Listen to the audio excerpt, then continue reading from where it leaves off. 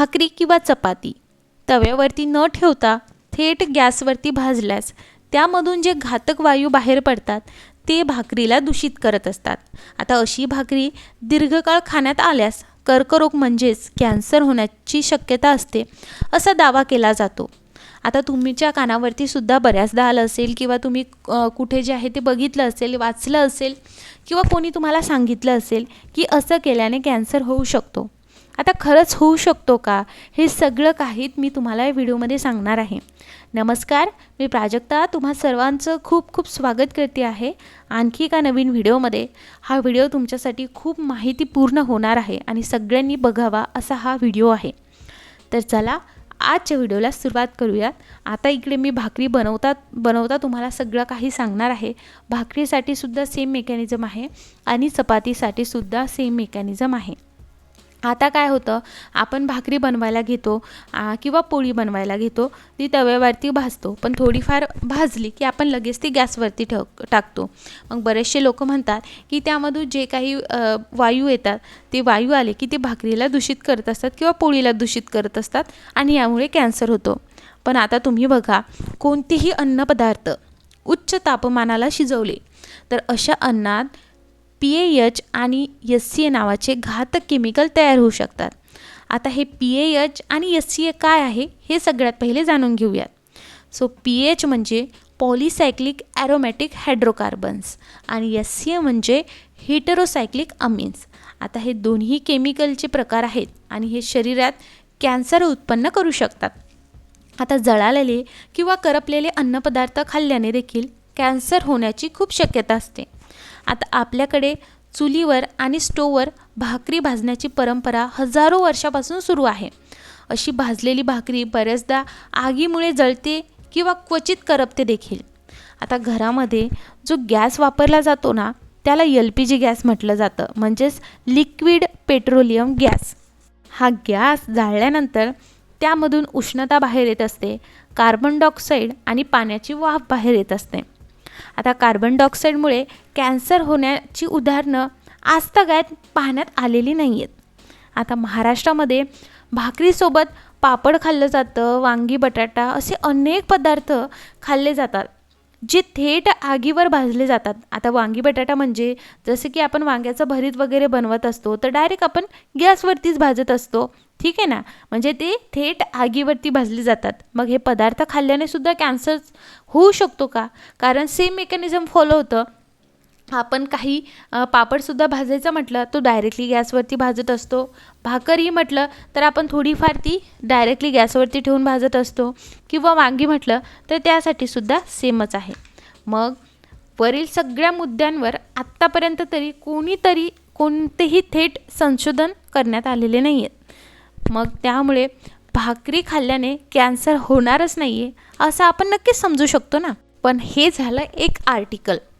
दुसरं आर्टिकल काय म्हणतं आहे की गॅसमधून निघणाऱ्या ज्वालांवर भाकरी भाजल्याने, म्हणजे भाकरी किंवा चपाती भाजल्याने हेड्रोसायक्लिक अमीन्स आणि पॉलीसायक्लिक ॲरोमॅटिक हायड्रोकार्बन्स तयार होतात, जे की मी तुम्हाला आधीच सांगितलं.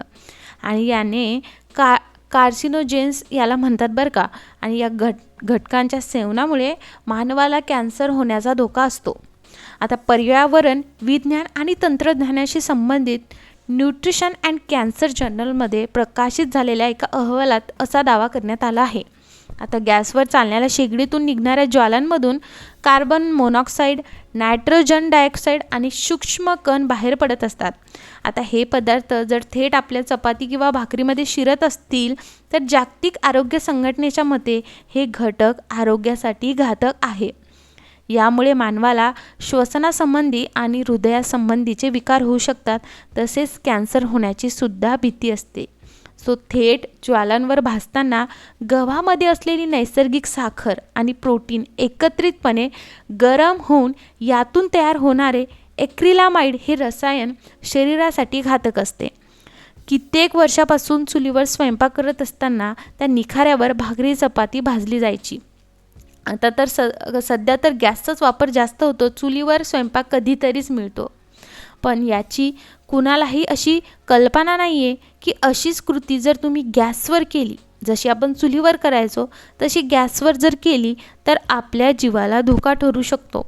त्यामुळे भाकरी चपाती खमंग होण्यासाठी किंवा कडक होण्यासाठी अशी कृती करत असाल तर ते नक्कीच टाळलं पाहिजे. आपला आहार आपल्या तंदुरुस्त शरीरासाठी अति महत्त्वाचा असतो. मग तो आहार घेताना त्याचा आघात आपल्या शरीरावर झाला तर तसा आहार घेऊन फायदा तरी काय.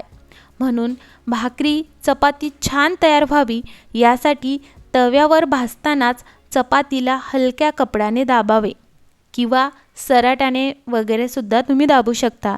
यामुळे चपाती सर्व अंगाने नीटपणे भाजली जाते. चपाती असेल किंवा भाकरी असेल.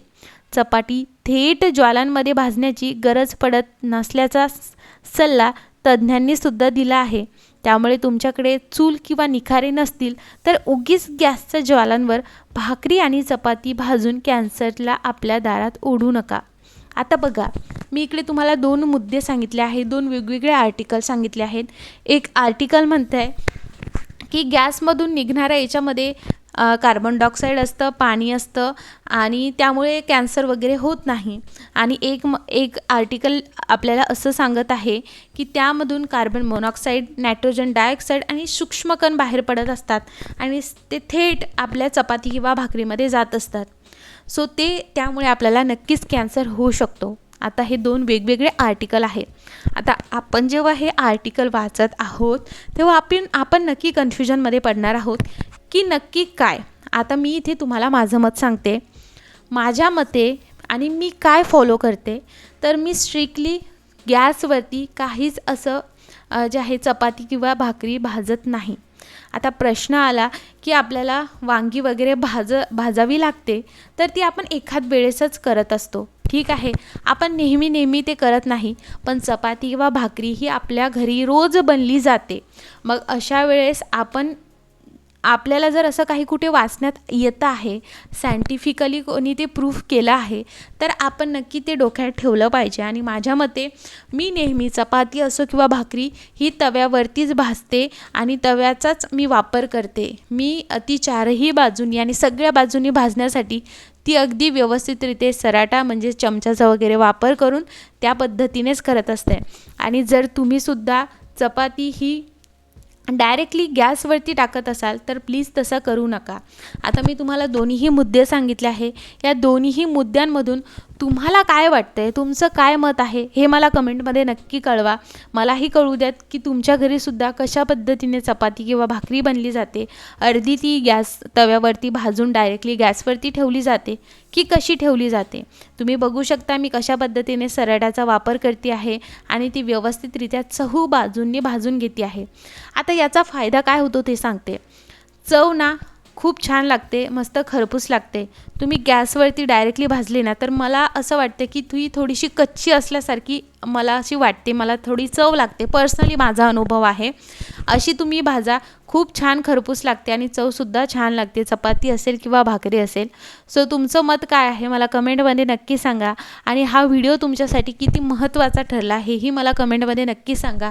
आणि मला माहिती आहे हा जो काही ऑप्शन आहे ना, म्हणजे की आपण आपल्या मनामध्ये असतो की खरंच ही चपाती मी अशी करू की तशी करू, तर ते कुठेतरी मला असं वाटतं ह्या व्हिडिओद्वारे मी माझ्या काय मत आहे त्याद्वारे क्लिअर केलं आहे. 2 वेगवेगळे मुद्देसुद्धा मी तुमच्यासोबत मांडलेले आहेत. तर हा व्हिडिओ थोडाही आवडला असेल, माझे एफर्ट्स आणि मी ही काढलेली माहिती तुम्हाला थोडीही आवडली असेल तर प्लीज चॅनलला सबस्क्राईब करा, या व्हिडिओला लाईक करा आणि बेल आयकॉन नक्की ऑल करा. तर चला तर मग मंडळी भेटूयात पुढच्या व्हिडिओमध्ये. हा व्हिडिओ बघितल्याबद्दल खूप खूप आभार.